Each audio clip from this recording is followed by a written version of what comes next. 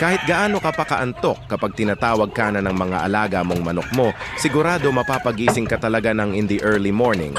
Ito ang daily routine ko sa mga alagang manok sa saktong oras. Ako nagbibigay ng patuka sa kanila para hindi sila magtampo at mabilis lang magparami ng manok.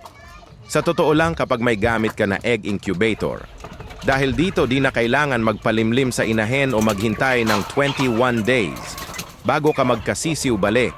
Nagumpisa ako sa 2 hen lang na manok, ang Gold Sweater at Boston Brown Red Hen. At ito na lahat ang napasisiw ko, bale baguhan lang ako sa larangan ng breeding ng game fowl. Nagumpisa ako last year, August 2024. Pero ang unang papisa ko naubos ng mga daga. Pero itong December at November last year, halos di tayo namatayan. At sana tumuloy-tuloy na bale nasa 60 plus. Yung alaga ko dito, kaso mas marami ang babae kesa sa lalaki. Kasi nga gawa ng daga punterya talaga, mga lalaking manok.